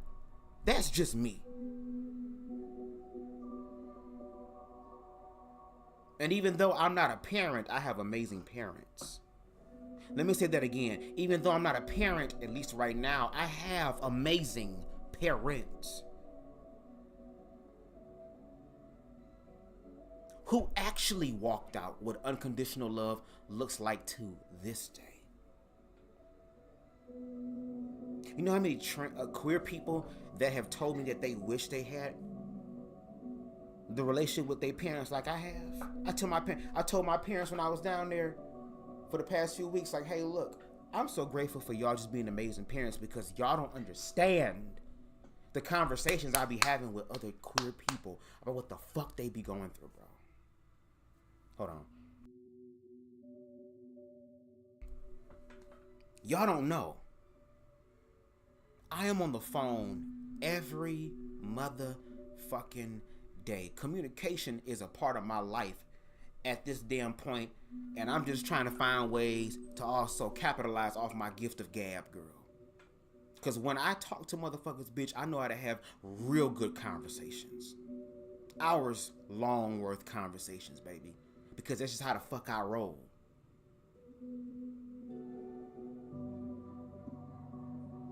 I've heard the stories. I've heard people cry on the fucking phone when shit was going wrong at their fucking house. Hell, almost every person that I've ever talked to, dated, and the very few I was in a relationship with, all of them, for the most part, 98% of them, had issues with their parents. And the crazy part is that they all had issues with their moms.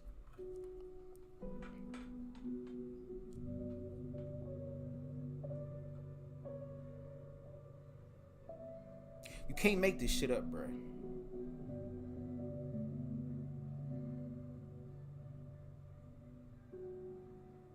Just like, unfortunately, Miss Johnson is the latest trans woman that has been unalive that we know of, because some of that shit don't even get reported.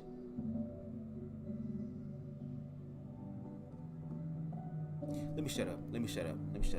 Okay, you can't say anything to hurt Jay other than your mama don't love you or your mama don't accept you, and that is not true. Now, I don't know who Mr. Kinsey is, but Mr. Kinsey, I want to advise you to find some other way to try to attack Jay on your show other than trying to use me for my child. Because just like I told TS the other day, that's where you end up, right?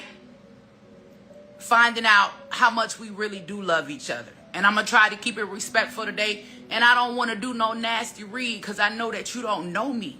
But I want to let you all know this. I would never hate anything that came from my body, okay? I love Jay. Jay is my baby, not nobody else's baby. Whatever me and Jay go through, we go through. And Jay may say things and Jay may be upset, but I am Jay's mother. And I will come see about your ass regarding my child. And that's all I'm going to say. Have a nice day. Whatever y'all get into, whatever y'all fighting about on that network or on that show, that's on y'all. Find another way to attack Javian other than trying to use me, right? Because I'm not your ammo. And Boo, you are the ultimate ammo that hurts. You are the ultimate ammo that don't just chinks the armor, but pierces the armor.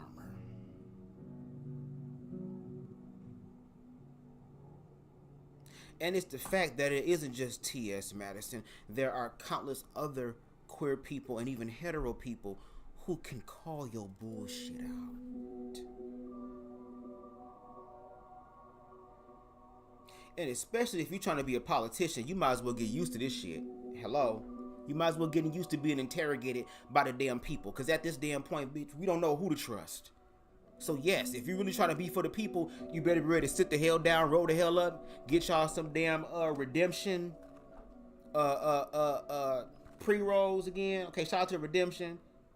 Side note, it's a portion of each sale of a Redemption product will go to fund which supports the individuals and families disproportionately affected by the war on cannabis. So that means niggas still in jail now for selling a damn gram and an ounce and shit.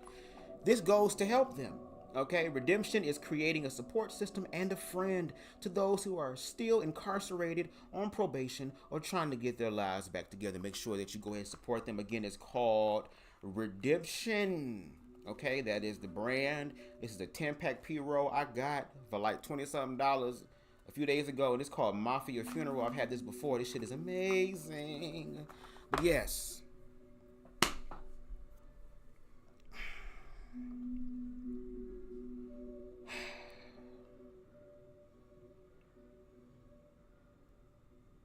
Make sure you hit that like button. This is BubzDaGawd. I told y'all I'm all over the place. That's why self-love is important, because you start seeing the value in yourself. That's the problem that I see here with this issue, ma'am. Your daughter is choosing to affirm herself and find people who are willing to step up in ways that you are afraid to, because of your reputation and what you gonna look like. And how can I sit up here and fully embrace my damn trans daughter if I'm trying to be Trump's right-hand bed wench? Allegedly. Chambermaid. That's probably a greater word.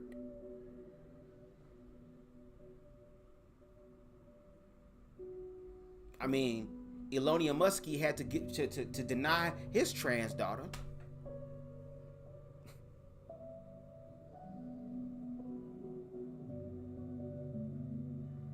And yes, I get it.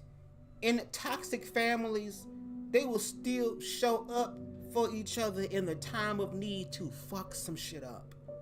See, when it comes down to the destructive aspect, there's no problem of, oh, I'ma see you about my child because it's time to destroy. It's time to let my rage out. And maybe me and my child can have a trauma bond through this whole death ritual of trying to whoop somebody's ass or unalive them. But when it comes down to the life-affirming aspect, there is this war that happens. And if the only time you can rock with your child when it's time to fight, whether it's fighting with them or against them, that is a problem and an issue.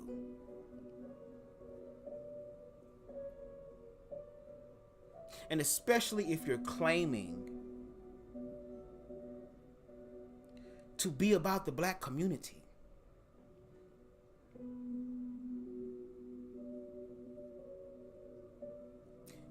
I'm gonna look at it in this way. Because again, it's not just Miss Angela that had this mindset. There are black women that have the same mindset. So I'm also talking to them.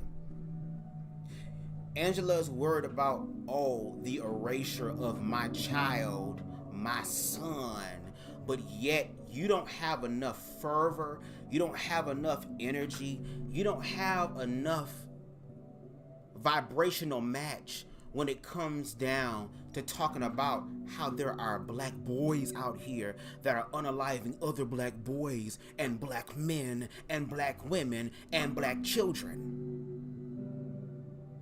I watched a documentary yesterday again on Swamp Stories about some hood happening in the second most safest place in California. Niggas was shooting on the freeway and they missed each other, but a young Asian boy was hit in the head and was unalived.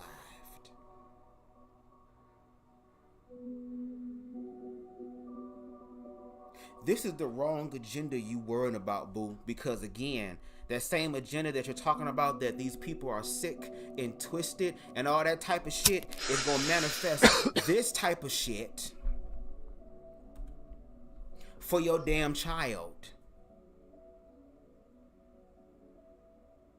The same rhetoric that you are spewing, ma'am, is the same rhetoric that manifests this type of reality.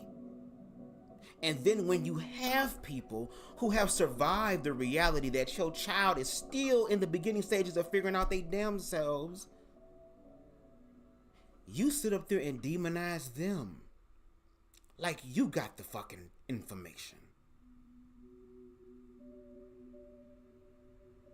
Because you know what? I'm about to say something really, really, really, really dark.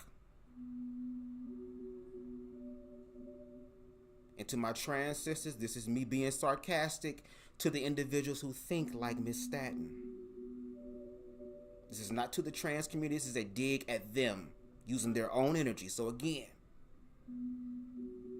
put your finger up, say la la la la la la la la la la la until I go back to the video. If we're gonna use the hateful rhetoric and stuff like that, and you're getting mad at trans women being able to mother and foster a trans girl who is growing in her new experience,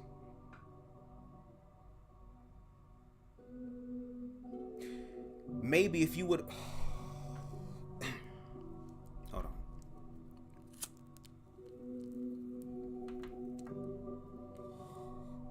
I'll say it like this.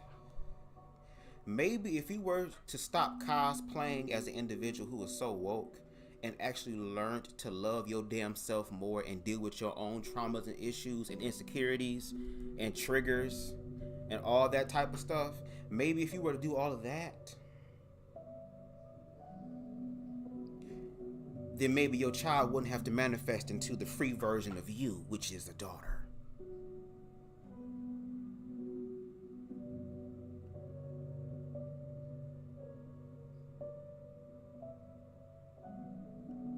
Not your daughter showing you up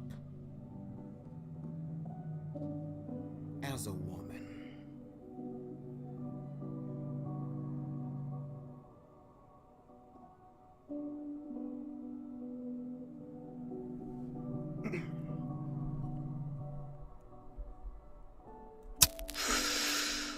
I do love Jay, and I do accept Jay. You know why? Because Jay is grown now. Let me tell y'all something about the job and the duty of a mother, right? My job as a mother, my job was to carry Jay and give Jay life. So Jay could have a choice to live however he want to live his life. See, most of y'all bitches aborted y'all babies and didn't give your child a choice. I gave my child a choice.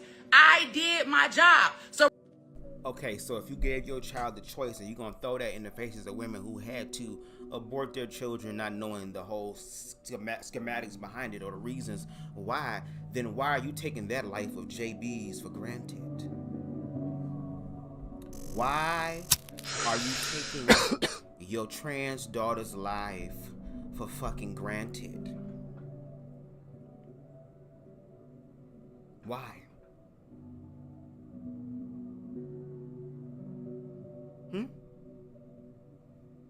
Since the job of a mother is to bring life into this world, then first of all, that's a very shallow version of mother, because mother, shout out to Boss Man for the education girl, mother is a verb, it's an action, it's something you do. And yes, again, especially in the black community, we have been told that as long as I put a roof over your head, clothes on your back, food on the table and in your belly, your stomach, you got heat, you got water, electricity, Wi-Fi, all this other type of shit. But we're talking about something that is worth more than money, something that is priceless, which is the mental and emotional health and development of your fucking child.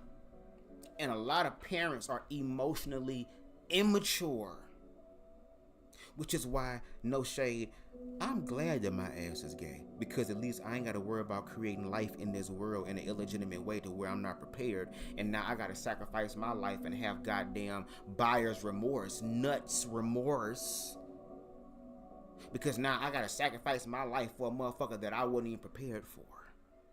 And then you wonder why the world is the way it is today. This is what I mean by self-love. And again, what I'm saying to y'all is something that I'm still learning. I know I'm about to have ego deaths. I know I'm about to go into some places that's literally going to incite a lot of fear in me, but it also gives me the opportunity to face it. Because no shade, like CTV said, we are in the end games. We're going to have to get comfortable and learn from what it feels like to be scared. Let me fix the damn chair. To be scared. We're going to have to learn from that. Because when we do, we can transmute that energy, that nervousness, that anxiety into purpose.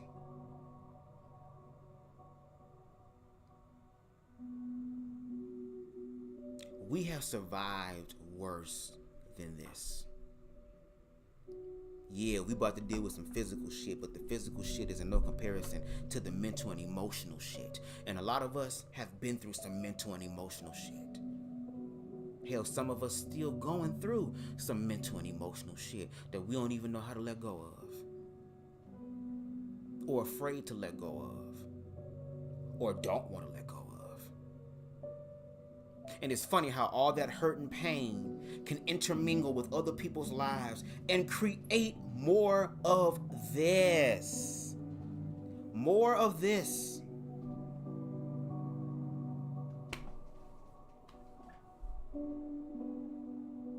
But see, when I do lives like this, when I get into panels and spaces to have conversations from motherfuckers who say they want to have a conversation, girl, and then we start having these conversations, very quiet. There's a lot of goalpost moving, girl. Trying to make it smaller as opposed to being confident.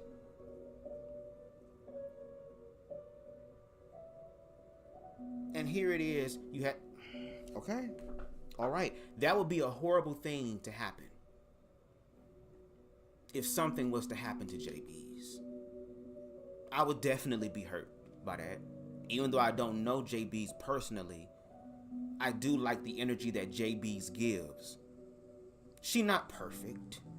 She has room for improvement and growth. But at least she being smart and trying to operate smart. And then on top of that, like I said in the last live, she is also mothering other children that are younger than her.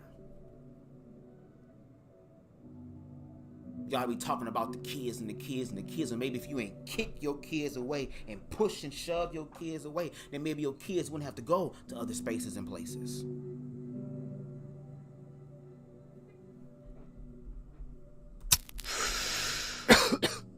Whether I 100% agree with everything that Jay does or not, it does not mean that I don't love my baby. I love my baby. Jay, I love you. Stop allowing them to use me as a way to attack you. When they say your mama don't love you, come get me. Let's see if they can go get their mamas, because it really be some inner hurt, right? Because a lot of they mamas not going to come to the forefront and even claim them. So the next time they try to use me... Hold on. So not you're also clocking the reality of what queer people go through in your read. That's why I also like to listen to people read, because again, there's a lot of truth telling in there. If you can listen energetically to the reads, it gives you the information. You just sat here and got mad about people saying that I don't love my child, but you're saying, well, at least I show up. At least I show up. How many of y'all mamas gonna show up because they can't? So again, and you preach that same message to the parents by saying shit like people in that community are sexual deviants and pedophiles and they're doing this to the children. We've been hearing the children being thrown around, girl, but no evidence.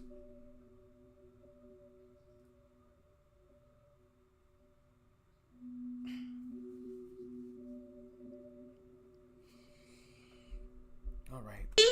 As a weapon, come get me, right? Let me speak for myself. See if they mamas show up for them the way that I'll show up for you.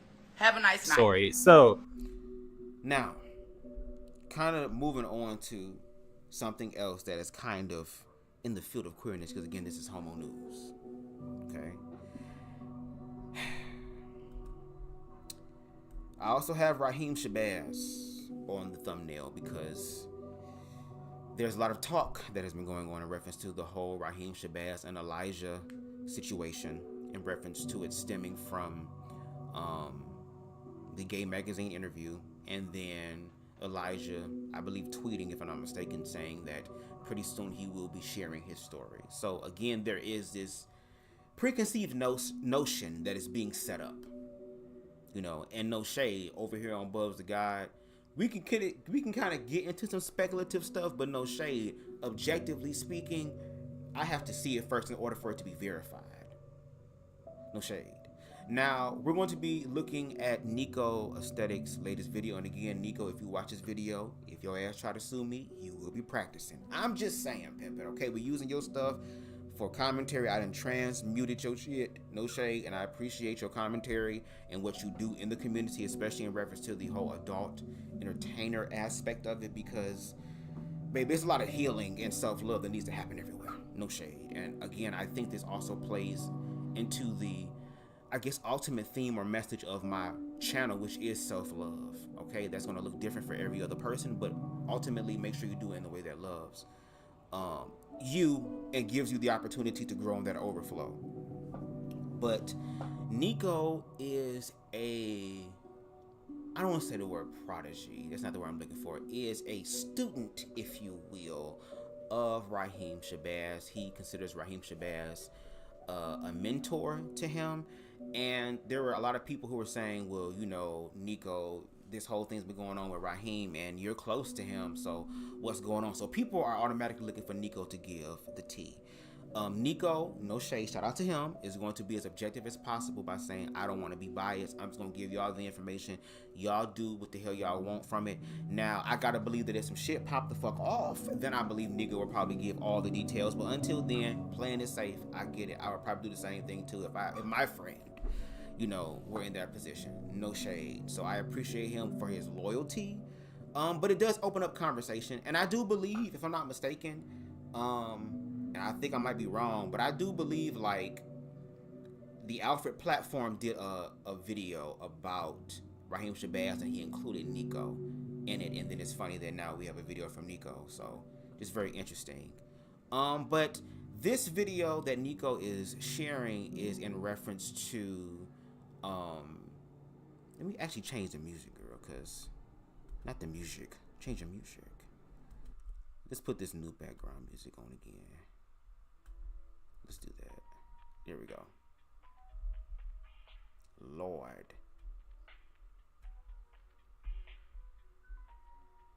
So this is in context to a video that Rhyheim Shabazz, or a live, shall I say, that Rhyheim Shabazz joined 5 years ago with this content creator who is, at that time, was under the age of 15, if I'm not mistaken, known as Miss Mamas, okay? Funny ass kid. I remember watching him and Shekinah Joe. They would go back and forth and cuss each other out.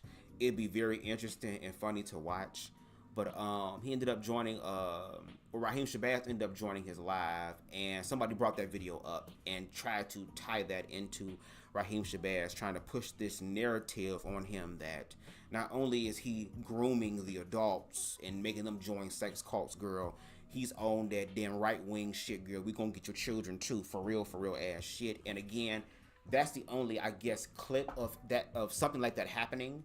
But anyway, we're gonna get into Nico's breakdown of it, and then we're gonna go ahead and we're gonna give our commentary. Again, please make sure y'all hit that like button, all right, to help this channel grow in the algorithms. 927 on the road to 1K, slowly but definitely surely. And leave your thoughts. Don't wait till the end of the video. Let me know your shit right now. Stop being scared. Damn. I'm going to preface this.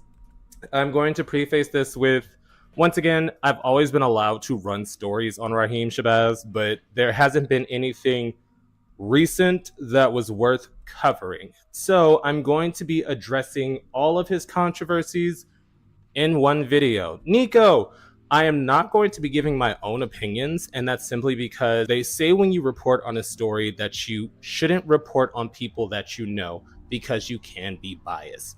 And I'm not going to act like I'm above human nature.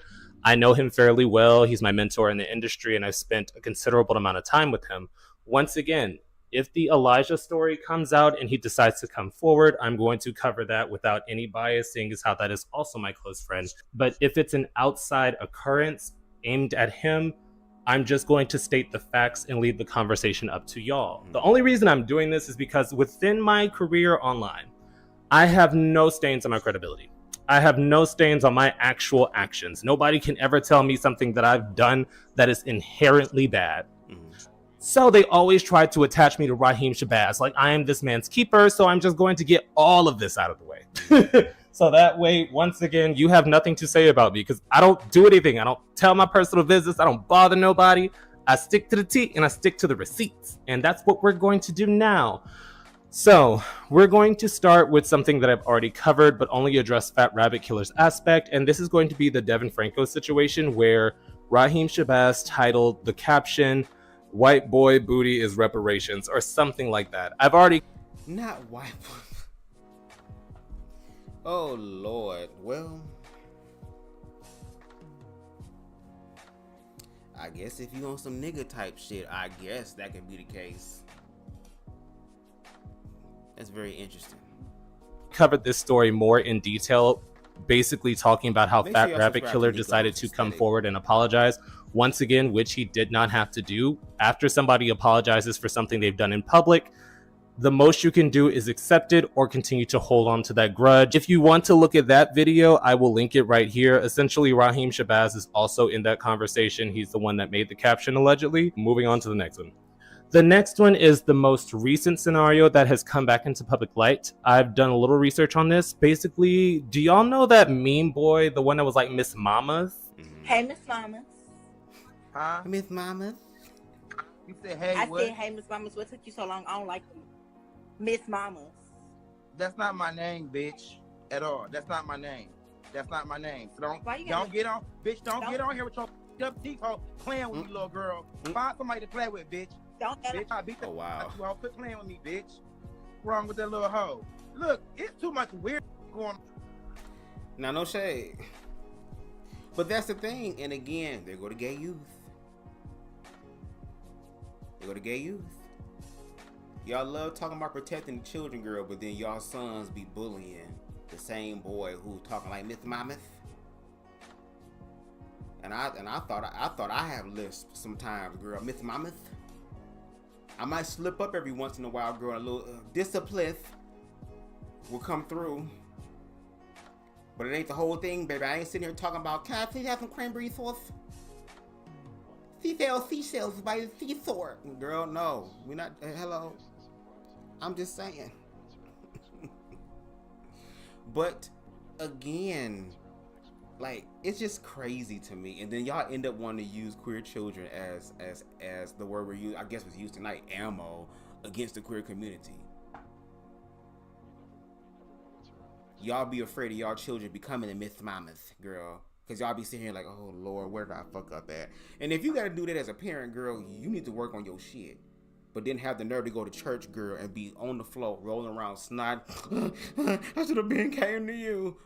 When you was doing your fuck shit, still doing your fuck shit, want to do your fuck shit. But you can't give that grace and mercy to your own child, girl, so your father in heaven can treat you better than you being the father or mother on earth to your child. What the hell? Like, he went viral because he would do live streams with random people and he coined the term Miss Mamas and it went everywhere. Basically, 5 years ago, Rhyheim Shabazz got onto a live stream with this boy and they began to have banter. You got Twitter? Yeah, I got Twitter. It's in my bio. I don't do OnlyFans. I don't do porn. Now this is the clip that they're talking about. This is when Rhyheim Shabazz joined Miss Mama's live. And of course, it's interesting that Miss Mamas can already clock who the hell Rhyheim Shabazz is. Yeah, remember when y'all sons become an age and shit and talking about how they feel weird down there and you find out that they ain't gay, so you ain't gotta walk around with niggas talking about you like cause your son's a fat girl. Like, what do? You pass on your paraphernalia to your child. Oh, look at this. This is what my dad got me. My father just told me when I was down there, he was like, when you turned 18, I low-key was gonna take you to a strip club. In which I replied, I'm glad you ain't waste your damn money. Cause baby, the fuck? I'm going to strip club for. I don't even want to go to the strip club with the niggas, bitch. The only motherfucker I want stripping for me is mine. That's it. Okay, but my father already had that for me, so again, it was a rite of passage already played. He was gonna tell the deacons and everything, the pastor and everything. It was gonna be a congratulatory thing. But here it is, little Miss Mammoth girl knows who Rhyheim Shabazz is, as if the queer children, queer youth don't discover pornography as well. especially now that it's so accessible in your hand. But listen, he already laid out his things or whatever.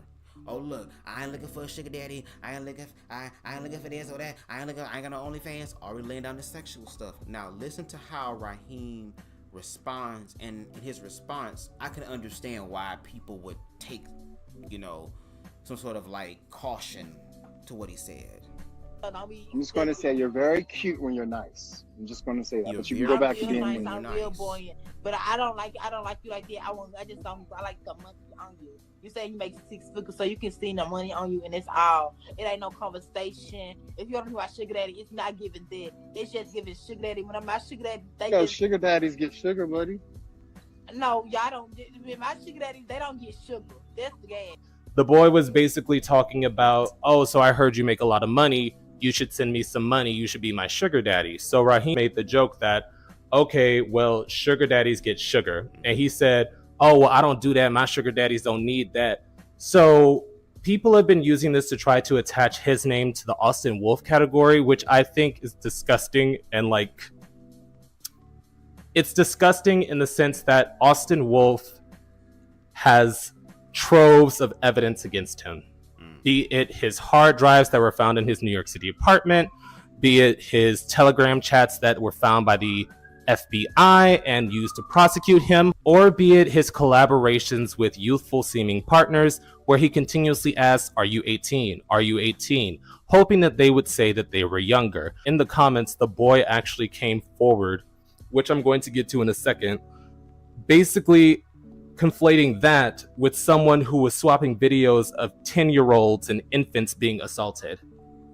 I understand that everybody wants a key. I understand that everybody wants a laugh, but that is a gross comparison, especially since in his history, y'all can clock me if I'm wrong, there has been no such thing. There has been no rumors of that. There has been no evidence of him going after children. This isn't even a Grayling Parnell situation where he admitted on live stream that he slept with someone who was underage in the state of California. This isn't even that situation. So if you look at Rhyheim Shabazz's content, even when it comes to his studio, sometimes he does incorporate twinks because those are body types that are sought after within the community, but most of the time it's big, muscular grown men.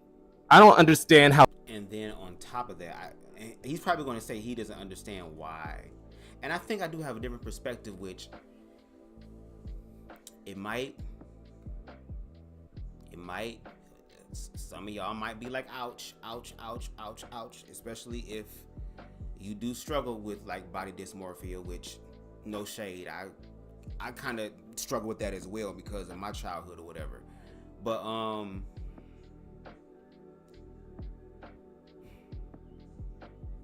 I think the reason why a lot of people want to go against Rhyheim Shabazz is because I do believe there is a level of envy that Rhyheim Shabazz has in the community in reference to his, I guess, sexual allure.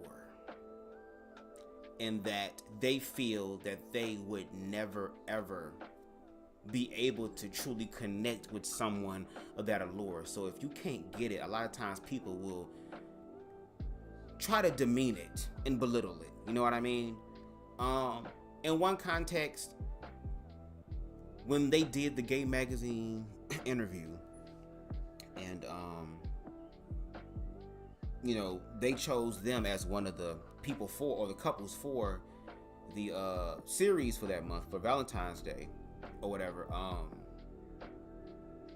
lot of people didn't like that because, again, they were adult performers. And there's already, again, this context, this preconceived notion surrounding queer people anyway, just being sexual, deviants and being. So to see people who are adult entertainment couple coming together and saying that they are in love with each other and what they do is real, I believe there were some people who felt some type of way about that. And again, I can understand why. But I also have to accept the fact that there are some people who have the capacity to love more than one person, which is why, again, if that is the case, be honest and let people know there are other people who can get with that. Now, some people are going to find out if they can really get with that. Some people think it's cute or maybe just something to do because it's a trend. But there are people out there who can do that, and I'd rather they be open and honest so they can find the ones that can do that shit.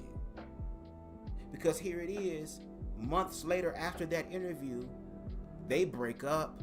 Rhyheim says, it gives a very vague answer of, oh, it was time to let it go. Like, okay, well, girl, what inspired the time? What manifested the time? Do you remember the time when y'all was in love, girl, on the phone, on the beach, me and you in Spain, girl, double thought, girl, what is the information, especially since you're a public figure? And then, and now with Elijah, excuse me, girl, I'm thinking too fast. And now with Elijah, again, with that tweet saying that he's going to share his perspective or give his story about, surviving Rhyheim in a sense. A lot of people are already throwing this preconceived notion onto Rhyheim, which I don't think is fair. No shade to Nico's point. I don't really watch Rhyheim Shabazz, girl, because if I wanted to watch sacks of meat being skewered, girl, I'll watch some shit on the Food Network as far as a damn shish kebab. I don't want to see a human one, girl. That nigga's, his stuff is too big, girl. My booty hole be burning and eyebrows be burning too watching these niggas take his damn shit, and I can't do it. Praise the Lord. Please stay away from me, girl. Girl, if you got that turning top into bottoms, or you top and top spirit, I rebuke you. Okay, I blow weed smoke in your face, bitch. Bitch, leave it alone, girl. No.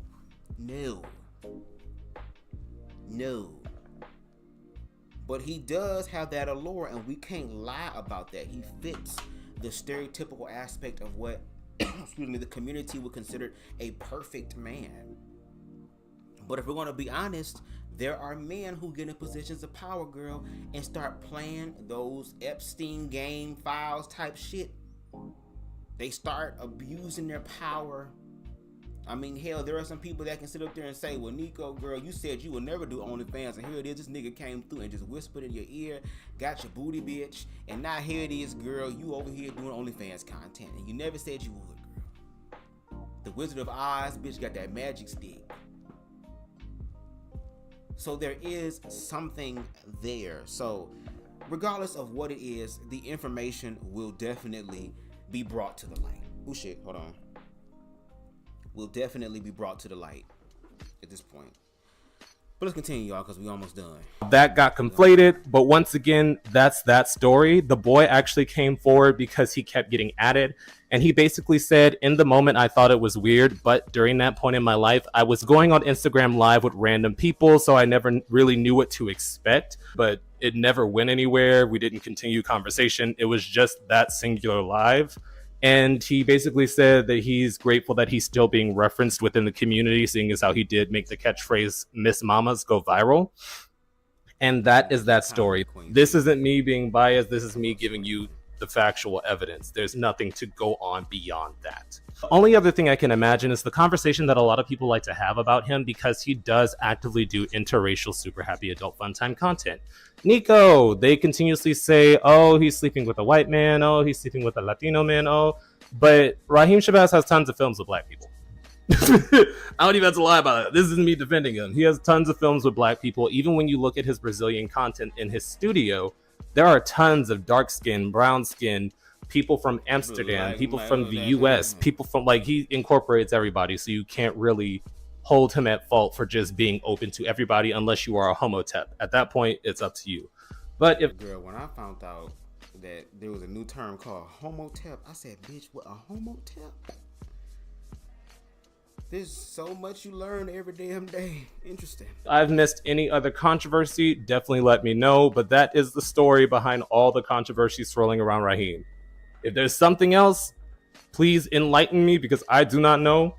But once again, when the Elijah situation does finally come out, I will cover it fully, because that is also my close friend. But until then, there's nothing else for me to go on. So I hope I've satiated your need for tea, and now you have nothing on me. So I will leave you guys with a conversation, and I'll see you guys next time. No shade, y'all.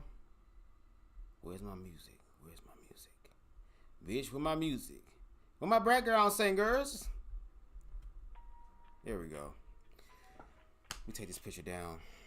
May Miss Johnson, rest in peace. Y'all, that was the live for this Sunday. How y'all feeling? What are y'all thoughts?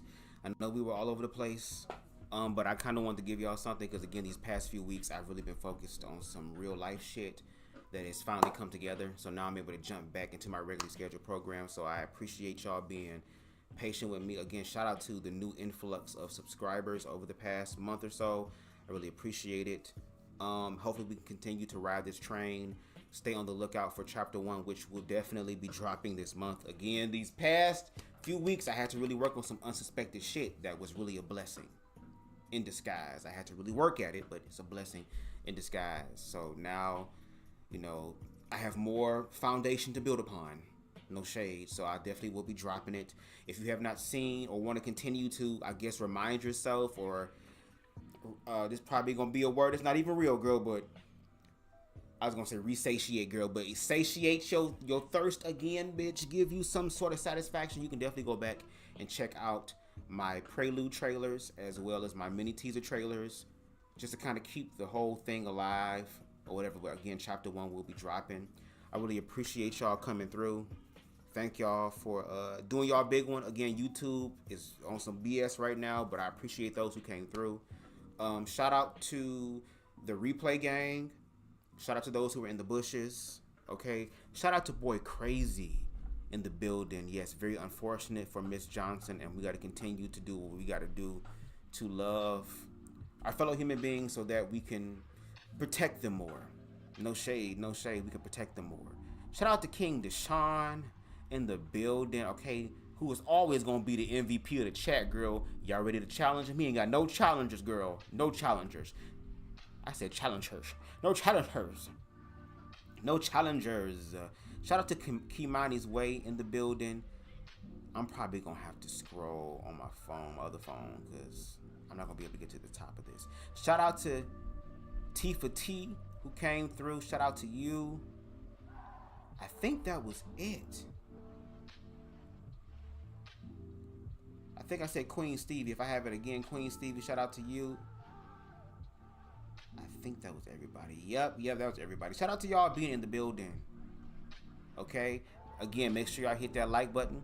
If you like the vibe here on BubzDaGawd, please make sure you hit that subscribe button as well as that notification bell so that you can stay up to date with all of my content. Okay? If there's anything I said in this live that resonated with you, or if you want to respond to it, I give you permission to use my content, share it on your social media platforms, wherever it may be. Just make sure your ass at it so I know that it's real. And if you feel compelled, you can definitely hit me up in the Cash App, $BubzDaGawd. That's BubzDaGawd. Okay, we take everything that jingles and fold. If I made you laugh, if you got some information, girl, if you felt like I was able to say something that you wanted to say or didn't know how to say and you felt like it came out, go ahead and bless a leprechaun, okay? Because I'm getting all of me Lucky Charms, okay? Because Trump in office, bitch, and I gotta get them. Gotta catch them all. Gotta catch them all, okay? Yes. Shout out to y'all again, and until next time, y'all. Peace. I can be anything I choose in this round. We are a sound vibration too deep to tell. Just so you know, I'm the best in the motherfucking world.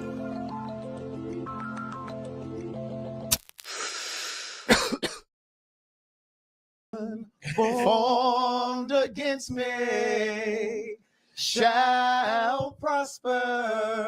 Oh, it won't work. No weapon formed against me. Give me that ad lib again. No weapon. One more time. No weapon. One more time. No weapon. Who the fuck y'all hoes think? The facts are back. Who the fuck y'all hoes think it was, bitch, or what time of day it was? Okay. You gotta understand that this is a community-based project. We're not getting any funding from the government. I seen bitches out there talking about, wait till Trump hears about this. Trump can suck my dick.